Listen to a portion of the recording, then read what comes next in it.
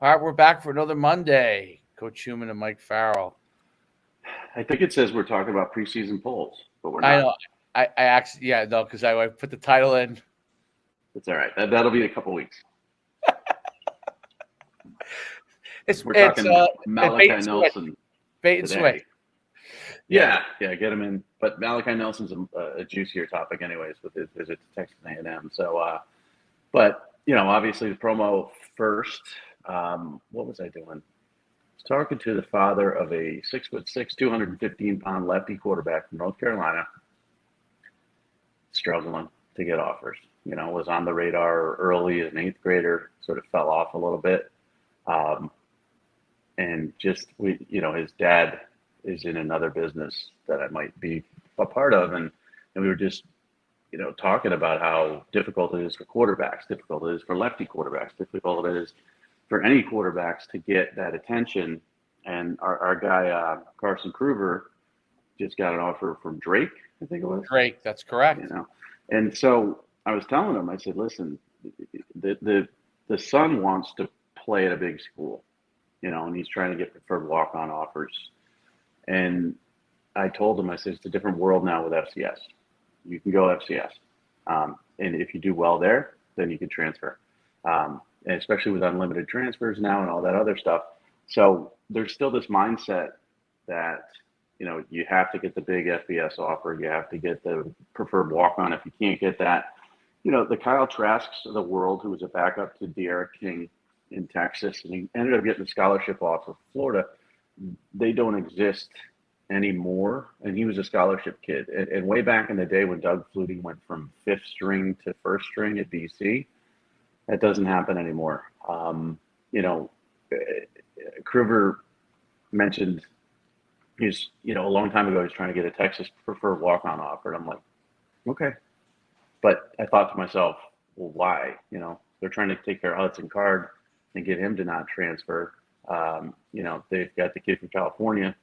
They're trying to get him, Malik Murphy, trying to get him not to transfer. They're trying to take care of Quinn Ewers, who's, the superstar transfer in. And then they've got Arch Manning. Like, where do you fit in there as a preferred walk-on? Scout team guy? You'd be better off going to a Drake or someplace and trying to make your name there. So it was interesting because, again, it was a quarterback, and they have different problems than others. But I told him of the promotion, and we'll see if he takes advantage of it. But I've noticed Kruger slowly creeping up on the radar of more and more schools, and I think we've done 3 for him. Yep. It's not instantaneous sometimes. It takes that churn, that grind. And Hartman and Rauner and some of those other guys are starting to see it as well because they did the 6 month, and they're starting to see the repetition of the promotion getting them more and more interest. So the one time is great, but I think most of the people who do the one time are going to roll into the 6 month. I agree. I think that once you do the one, you see that, okay, this is really good. If we could just do this once a month and promote us, then a different group of people are going to see it each time, So with a large following, you might have these coaches that have seen it, or people that have seen it, or your coach has seen it and passed it around, and then it might get passed around again to a different group of people the next time. And eventually you hit all the people that you need to hit in that 6 month promotion, which I think is I've noticed that already, that is really, and we could talk about something a little bit different about you each time. Right.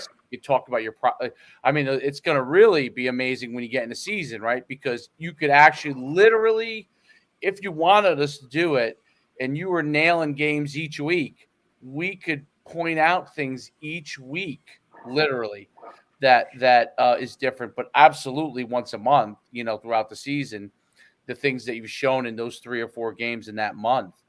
Then And and it I goes out more than that. I Yeah. retweeted a ton of times.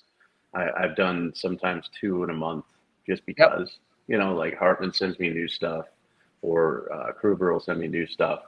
And, I'll have that put together. And it's a good combination of, sometimes it's films, sometimes it's 7-on-7 stuff and off-season stuff.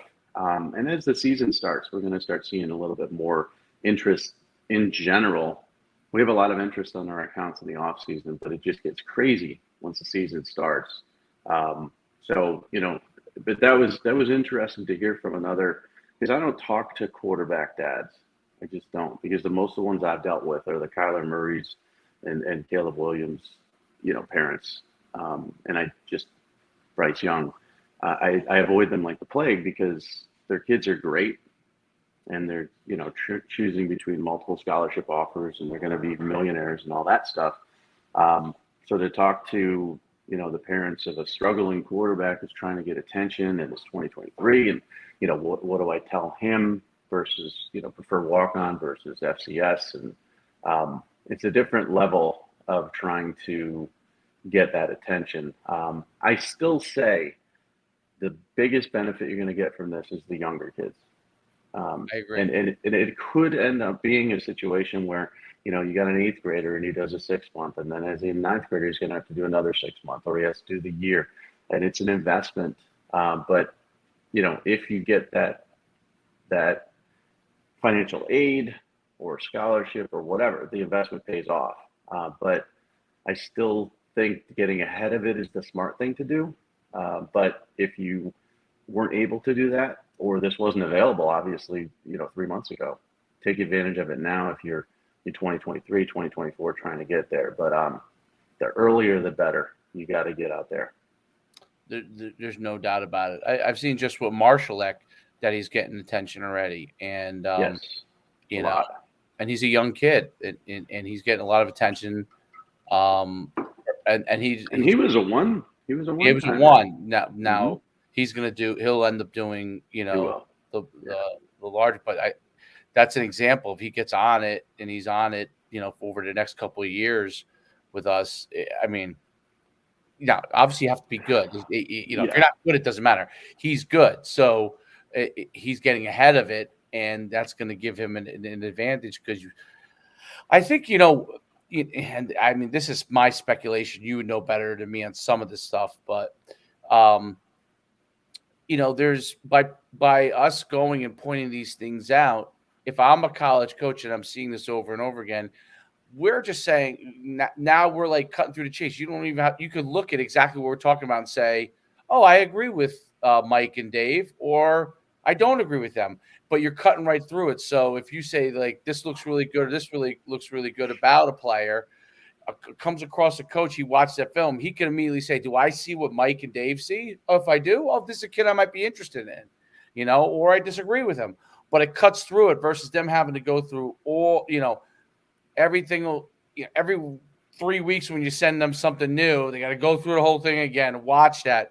Now you have the commentary from people that they know are experts, and they can say, okay, I agree with him or I disagree with him, which is what I like, Yeah, and it's not like we're lying. It's we're seeing what we're seeing. And the other part of it too is, I mentioned the lefty quarterback. He said they had trouble because he's a lefty, and a lot of schools don't want to deal with lefty quarterbacks. It changes your offensive line. It changes the way the ball comes out, the spin on the ball, all that stuff. And that's why lefty quarterbacks don't really succeed, to a level in the NFL. The NFL teams would avoid them if they could, and colleges are the same way. So he said, like 30% of the pool is limited because he's a lefty, and I said, nah, it's more than that. It's like 50 to 60% are just, if they see that L, on your, whether you're right-handed or left-handed, they're going to just delete it. But if it's coming from us, they're not going to. They're going to look at it.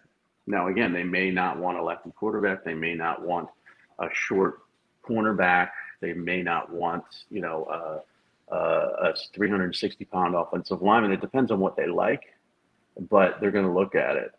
Whereas, if there's any reason for them not to look at it because they're so busy, especially with NIL and all this other stuff, they're just not going to spend the time. So they will peruse it. It's a minute. We do a minute. We're not taking up anybody's time.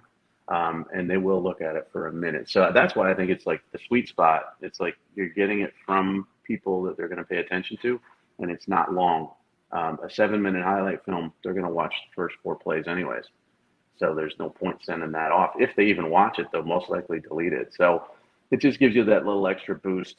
But college coaches are busier than ever before, ever. It sort of segues into NIL and Malachi Nelson and Yep.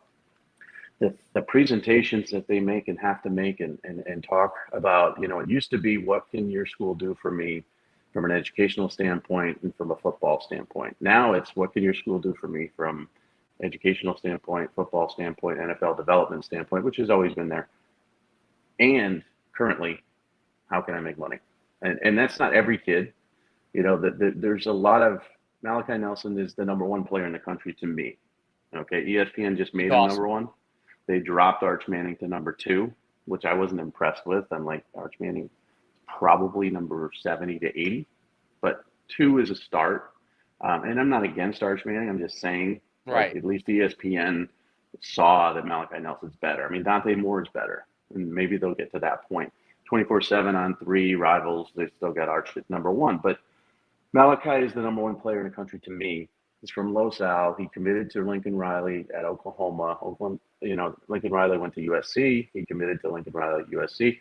Couldn't think of a bigger lock. He followed him from one school to another with his commitment, loves the coach, loves the development of quarterbacks, loves the system. And yet he took a visit to Texas A&M. And there were a lot of people saying different reasons.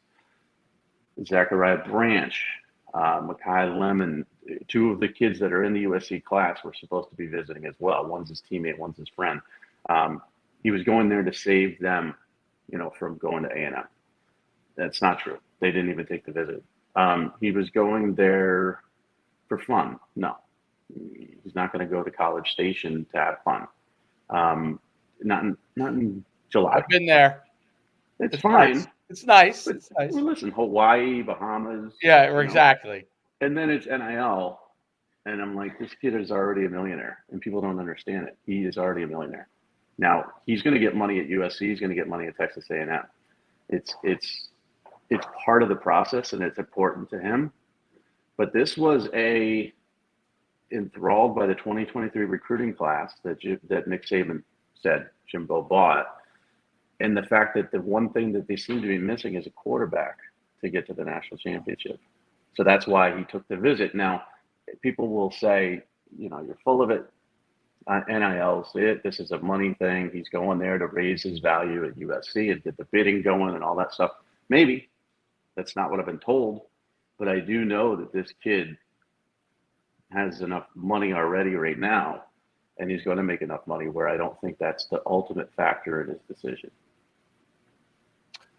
Lane Kiffin said at the media days, like this is basically, it is what it is. This is what where you are. To think that it's anything other than a player's figuring out not just what's best for them school-wise, but really what's figuring out for them financially what's best.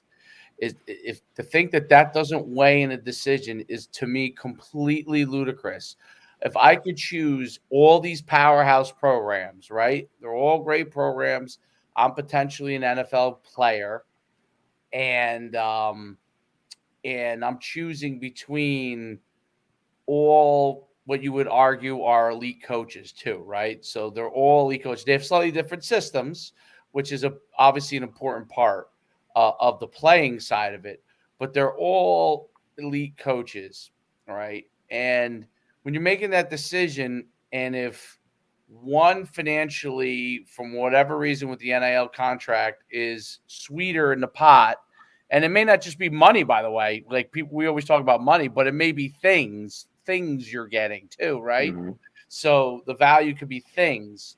And if that pot is sweeter at one place or another, and you personally are like, well, I could go here or I could go here, or I like this part about, I like Lincoln Riley, but, College Station is okay with me too. Like, I think it does weigh a factor, and Lane Kiffin talked about it, and I think it's one of the things that he's dead on is that, and obviously a lot of coaches have discussed it, but he's openly, like, just like Nick Saban said, and then got backlash for it. But Lane is doubled down, tripled down, quadrupled down. Says it's legalized cheating.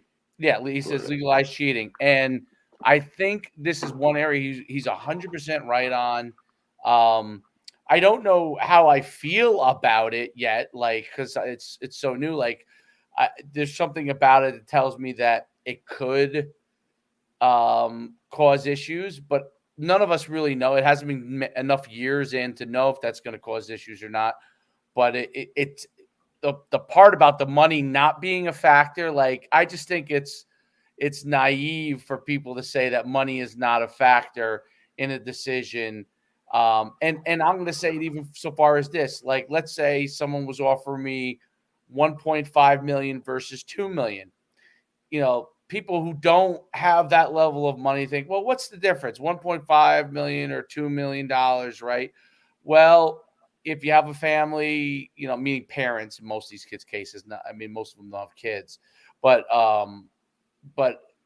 parents and other people that you might want to take care of for whatever reason or get a jump start on life. Yeah, $500,000 honestly is a significant amount of money. Like, Mm-hmm. I think it's not a significant amount of money that you can, if you just look from an investment standpoint. If you were invested and I had an extra $500,000 to invest and play with, right? I could do that, right? I have my stability money here and I got my play money here. And you know what? That makes a difference. So I think decisions, if I was Malachi Nesson, I would take a look at a couple places, even though I'm committed. And I would take a look because why not? What is USC going to tell me that I can't come here? Well, like that. They're not. They're not. They're Well, not. it's tough for him too. I was told it's tough for him because he's a very loyal kid. I Right. mean, when Lincoln Riley went to USC, is immediately, Malachi Nelson was going with him, and he loves Lincoln Riley. He loves the system, and he's a very loyal kid. And it was a difficult decision for him whether or not to take this visit, because of that loyalty he has.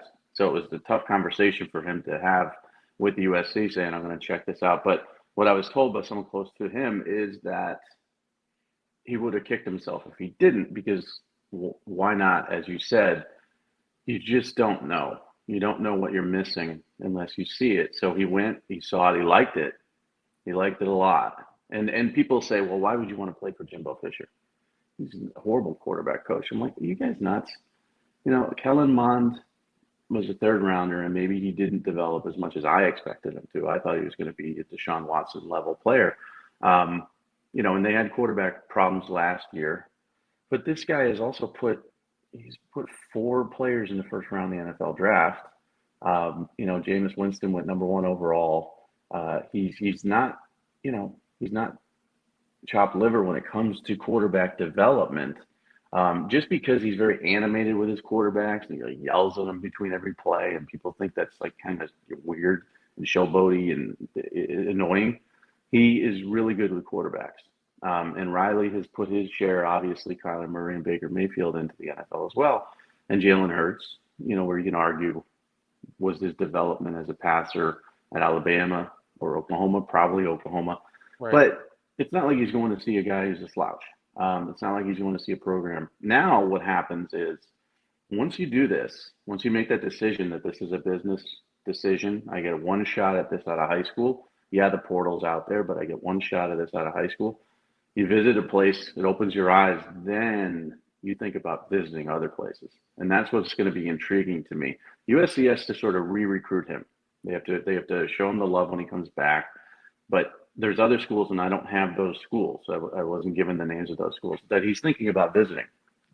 So now that floodgates are open, he's probably going to take other visits, and he should. I mean, it's his choice, it's his life. He'd kind of be stupid to just be loyal, because here's the thing. Let's say he was loyal like Caleb Williams was. I'm going to Oklahoma, blah, blah, blah. I'm committed.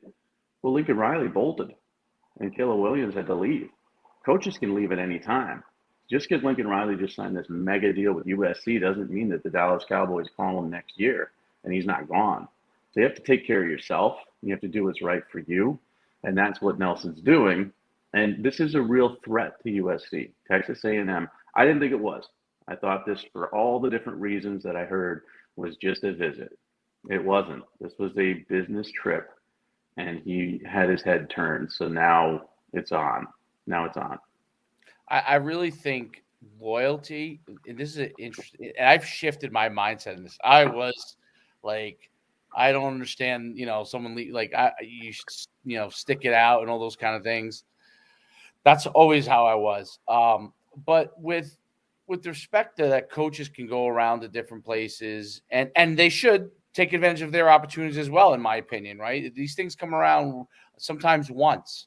So, and there's plenty of stories, as many Lincoln Riley's out there. There's the Charlie Weisses, right, who ascended and descended, right? So, and he had to take advantage of those, try to take advantage of those opportunities, because if you don't, you're never gonna know. But I think from a player standpoint, loyalty to me is like, it really comes down to, okay, I signed to play here this season. I'm committed to my team and doing everything that's necessary to do the best I can. And then as soon as that season ends, you're assessing the next season in the world that you're in. And once you commit to go and play, I think you should be doing everything you can to be successful with that team.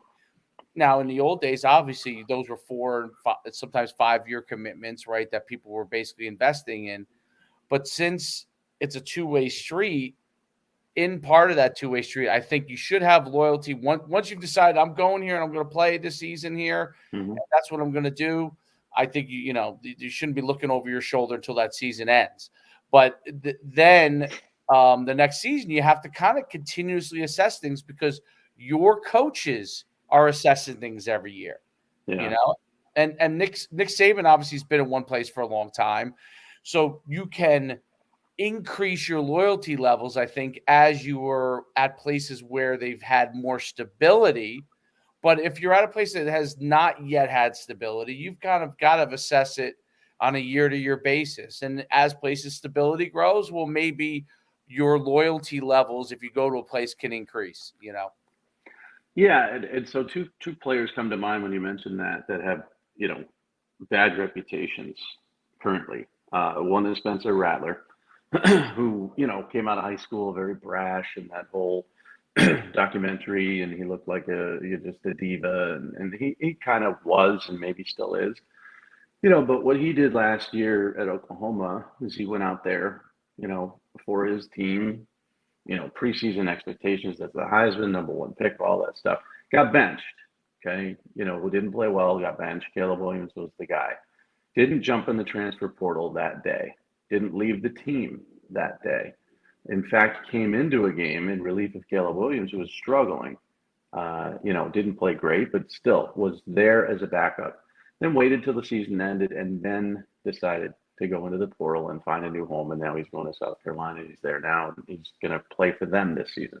Handled it the right way, which you wouldn't think he would, because of the reputation of immaturity and petulance and all this other stuff.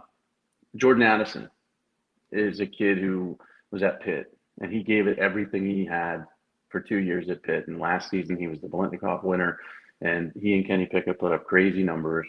And at the end of the season, his offensive coordinator went to Nebraska. His wide receiver coach went to Texas. They didn't have to sit out a year. There's no portal. They got better jobs, or jobs that they liked better. And he reassessed his love of Pitt based on that. Now, Pitt fans are like, you're disloyal, blah, blah, blah. You're out for money. He visited Texas, where his wide receiver coach went. He visited USC, where Caleb Williams is. And they didn't have as much of a previous relationship as I thought they had. They both grew up in Maryland. They played on the same 7-on-7 team, but they didn't really know each other that well. Made a decision to go to USC. Now everybody thinks he's a money-hungry kid. And it's all about NIL, and it's all about the money. Accusations even from Narduzzi at Pitt against Riley for tampering. These kids both did it the right way. Jordan Addison did it the right way. Now, in a perfect world, he lost his quarterback too, but that's life. He went on to the NFL. But in a perfect world, his offense coordinator would have stayed. His wide receiver coach would have stayed, and maybe he would have stayed. But they didn't. So why do kids get slammed for chasing money when coaches can do the same thing. So I was like you, old school, loyal, but that's because those are the rules we grew up in. I remember a kid from Connecticut, and I can't remember his name. This was 100 years ago, like 2000, maybe 1999. He was a running back. He was at Penn State, and he was from Connecticut, big time talent, and he wanted to transfer. And he had to go and ask Joe Pa for permission to transfer. And Joe Paterno and the Penn State athletic department gave him the they gave him the ability to transfer, but only he couldn't transfer any schools on their schedule for the next 3 years. That was their stipulation. And he hired and threatened to sue, and they ended up acquiescing. And the kid ended up at BC. He didn't have a great career, but I remember that specific situation where you can transfer, but only to these schools we allow you to. And that's how it used to be. And now it's shifted so far in the other direction where a kid can jump in the portal and Yep. people don't know what to do. They're freaking out. They're like, this is ruining college football and all this stuff. And they have to look at it from the player's perspective is, listen, I'm Jordan Addison. I lost two of the most important people that helped make me great at to two different schools. Or I'm Spencer Rattler and I lost my job. I'm going to go someplace else. It's almost like, Rattler got fired and people are angry at him for going to get another job. And Jordan Addison, he essentially worked for a company where he loved his manager and his manager's manager, and they both left. And they And didn't give now, you a financial incentive to stay, no, and now right? The pit people pony up people are money. pissed. No, Right. I'm sure they tried, but Yeah, it's yeah, like but not the level that USC could do, and not no, probably early enough. but also, I mean, Yeah. like he went to a company Right. and his manager took off and his other manager took Makes off. Now he's sense. dealing with a new one, two new managers that he doesn't know. He doesn't really, and maybe he didn't jive with them. Maybe he didn't want that. Maybe he didn't want that change. So when you look at it from a job perspective, if you go to work for a company and they fire you, you're allowed to get another job. You know, you don't have to sit there, or let's say they demote you, even because that's what they did to Rattler. They demoted you. You Right. don't have to stay. You can go someplace else. Or let's say, you go to a company and both of your managers that you loved leave. Well, you have the right to go to a different company. So why not in college football, which is a business? So that's what comes to mind there about the old school thinking, which I had, and now this new school thinking. Listen, I don't like this all being about money. And I told this person close to Malachi yesterday, I said, no matter what decision he makes, whether he sticks with USC, goes to Texas A&M, or goes to a different school, the majority of the people are going to say it's because of money, period. And there's no changing their mind about that. They're going to say NIL. Oh, well, he went to Texas A&M for that visit to raise his value, and USC came in with a bigger check. I had some moron on Twitter the other day saying, I put something out, a Caleb Williams quote about Jordan Addison. And he said that the kid wasn't about NIL. He wanted to win. And that's all they talked about was football. And Lincoln Riley sort of said this too in the LA Times. And I put up that quote and I said, this is what I heard about the kid as well from a lot of people and a lot of sources that I talked to, that NIL wasn't the most important factor here for him. And some idiot responded, goes, recruiting in the portal, because I said, this is what I heard during his recruitment in the portal. Like first of all, recruiting in the portal is wrong. I said, when you go in the portal, you're allowed to be recruited, first of all. That's it. That's the rule. He's like, well, what about if you're recruited before the portal? I go, where's your proof? Prove to me that Lincoln Riley and everybody at USC recruited this kid first. Prove to me there was some NIL deal in place that he had ready to go before he Right. hit the portal. Until you have proof, it's all speculation and garbage. And speculation and garbage is great because you could do it without repercussion. But what about the efforts made? I know the kid visited Texas. Efforts were made to get him to go to Texas. I mean, Quinn Ewers was at a golf tournament with Patrick Mahomes, and he left it early so he could drive back to Austin and meet with Jordan Addison to try to recruit him for the team. The coaches spent the entire weekend when Addison was there, away from their families, away from everybody, to recruit him. this isn't all about money. This is about effort and relationships. But people just won't listen to that. So poor Malachi Nelson, who seems to be a very nice kid, very high character kid, he's going to be labeled as a greedy kid no matter where he goes now. Period. Ridiculous. I'm using the example, and this is I played UConn was FCS when I played. I love that the fact that people think that we were FBS, but I'll take that credit. But we were FCS. Was that the skipper? Was that Skip Holtz days? So this is an interesting story, and I think you'll find this. You kind of yes, it was Skip Holtz days. So my head coach originally was a guy named Tom Jackson. Okay, you wouldn't know who he is because after he got fired from UConn, he never was a head coach again. But he was a Joe Pod disciple. You know, we ran the same system. So he brought me in on scholarship as a tailback that was going to move to fullback, right? So I moved to fullback, and I started my redshirt freshman year. Second half of my redshirt freshman year, I started very early, and then he got fired. Okay, Skip Holtz came in, new running back coach. The old running back coach that was under Tom Jackson loved me. The new running back coach did not like me at all, and not personally. He Probably didn't like fullbacks either. Didn't like fullbacks because Skip was more of an option guy at the time. He eventually moved to different, but but didn't, even though I was a running fullback, they didn't even want to give me a chance. Okay, every bad situation you could get put into, and people don't realize this as fans.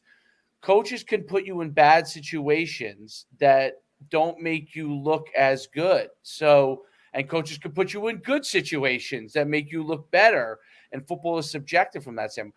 So I wasn't getting any of the good reps. I was getting kind of the crappy reps, I would call them the indifferent reps, who are basically the only thing that could happen is you're doing your job and hopefully nothing negative happened. There was no positive gain.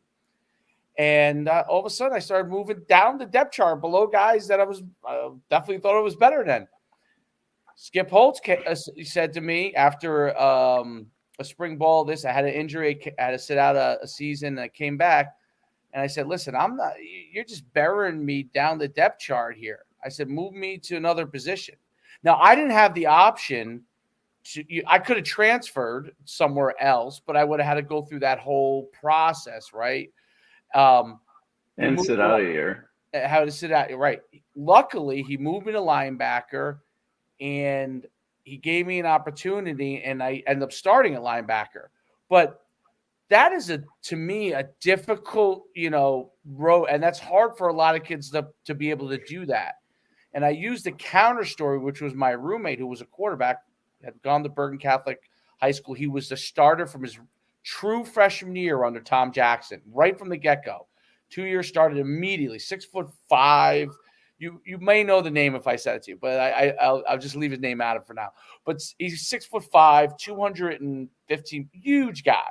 He was a pro prospect, right?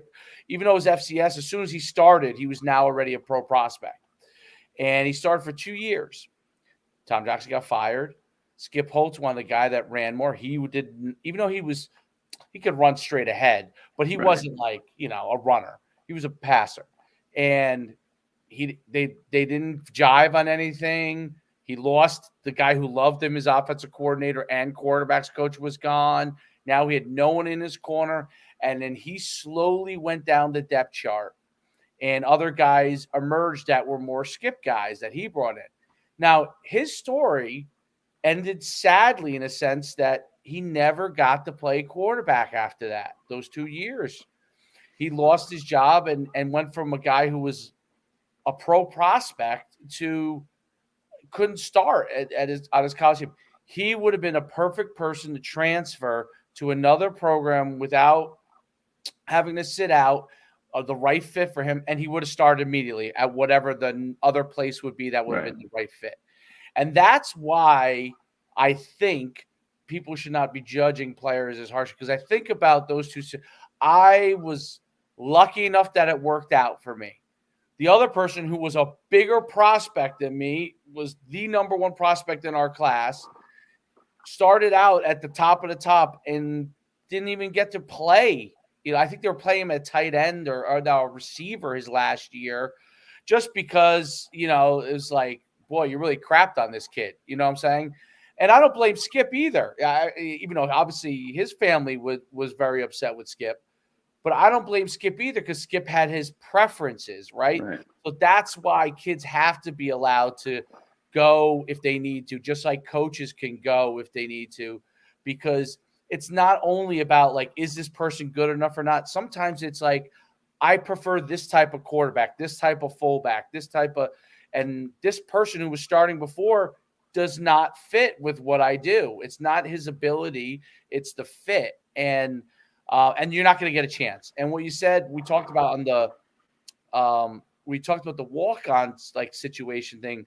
That's why I'm so like, hey, if you could get a scholarship at FCS, I think you're dead on that, because you're just going to go to a place where they really don't want you anyway, and you're not going to get an opportunity. People think that they're going to get an opportunity because they see the video every year in spring ball of the kid who gets a scholarship. Mm-hmm.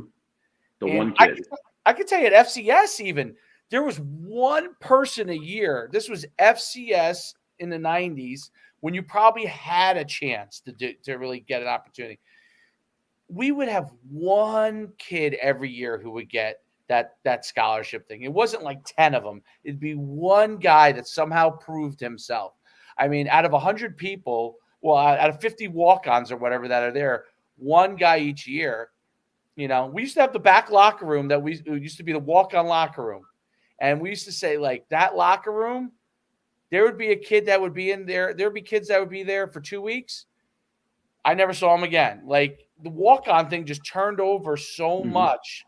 I mean, like hundreds of players over in the 5 years I was playing, hundreds and hundreds of players that were there 2 weeks. I'd see a kid at campus that would say, "Hey, Dave, how's it going?" And I wouldn't know who he was. He was actually a walk-on. He'd be like, "Oh, I was on the team." Yeah, he was on the team for like 3 weeks. You know? Right. Yeah. Yeah. And you don't see those videos as much anymore, and you will see them less and less because with 85-man scholarship rosters and the portal, they're gone. It's just not going to happen. I mean, yeah, you're going to get the kid every once in a while that earns that scholarship through blood, sweat, and tears. But most schools will take the opportunity to give that scholarship to an FCS level player or a smaller group of five or even Power 5 kid who's proven on that level, even over the loyalty of the kid who's been in your program and has been that scout team tackling dummy forever. I mean, you roster management is so difficult nowadays that those spots are golden.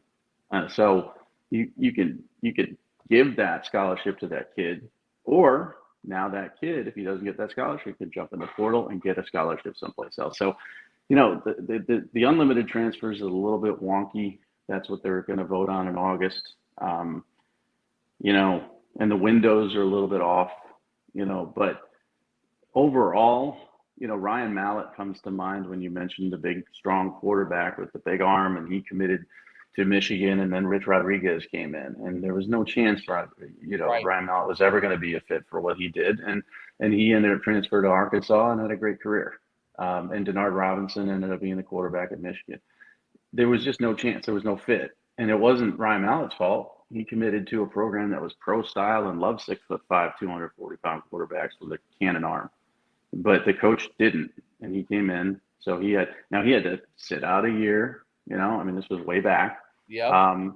And it makes no sense. So when kids are making these decisions at the high school level, this is the other thing that I've heard is, you can commit to a school, but now you got the portal. If you make the bad choice, you could transfer. Well, that's not so easy either. I mean, there's academic portions of things too. You got to transfer credits and all this other stuff. Like if Malachi Nelson goes to USC and it's not the right choice for him, it's a whole big mess. He can transfer immediately, but you probably asked a Caleb Williams or somebody how difficult it was to transfer from Oklahoma to USC. It's not like snap. You have to get all your credits transferred and do all this other stuff too. So I just think making the right decision is important. Taking those visits, it's his right and his choice. Let him do it. Agreed, 100%. It's the right thing, and he'll end up making a better decision, I think. For if he sticks with USC, he'll feel better about his decision, and that's the thing I think that a lot of fans don't understand. That if you're really locked into a place, you think you love this place, and you go and just look and see what everybody else is. And my experience is that quarterbacks are usually better decision makers, than other positions. They're probably among the best decision makers, if not the best. And them seeing another school, what they have to offer, what's the good and the bad of that, may also reaffirm for them why the school they committed to is a better fit for them. I think it's as much about that too. You can go and you could say, okay, I really took the time to check out a couple schools just to see, am I missing something at the place I'm committed? I'm not even talking about money or any of that stuff, right? But is there something that we're missing? You could actually go to a school and come out with something that you thought, hey, they're doing this, and this. You guys aren't. Is that something that you guys are going to do, right? And you could ask those questions to overall and maybe even improve your situation. So I don't think it's about a disloyal situation. I think it's about making sure the option that you're choosing is the right option. And if you don't explore, it's like, hey, now there are people that do this, and God bless them for being able to figure that out, because I definitely was not one of those people. But the first girl you date, you marry, right? Right. Right. How do you know if especially when you're young, how do you know if that's the right girlfriend? If you don't date a few girls, right? If you Right. don't date a few girls, if you just marry the first one that walks in your way, I don't think you know. And I use that as obviously this is a there's a million factors with respect to it, but that's exactly, you have to kind of date a little bit to know if one place is the right place or not. And if if you don't actually go on a date with a couple of places, you may not know if the one that you really like is the right fit for the right reasons. Right. I got a 1:00, so let's wrap it up. Yeah. And let's talk about social media. You're at Coach Schuman on Twitter. And Everything. I'm at M Farrell Sports on Twitter. Yeah, Instagram, TikTok, M Farrell Sports, Instagram, TikTok for you at Coach Schuman. DM us if you're interested in the program. You can follow at Farrell Promo too. Someone will reach out to you there as well. It's important. One time, 6 months, 12 months, whatever. We'll do you right. We're not going to guarantee anything, but we'll make sure that you get in front of the eyeballs that are necessary. And if you're good enough, or if they're interested in you, they will reach out. Yeah, and we're seeing it happen now, and it's what we thought was going to happen, and it takes a little time, but it's happening now, and I think players need to understand that this is the world we're in, and you have an opportunity to be lucky enough to work with two people who've been in it for a really, really long time. And that builds connections. Just the networks that you're looking to reach out to, we've already established those over 25 years. So Yep. take advantage of it. It's a no-brainer. All right, Dave. I will. All right. I'll catch up with you this week, and next Monday at noon probably looks good. All right. Have a great week. All right. See you. Bye. All right.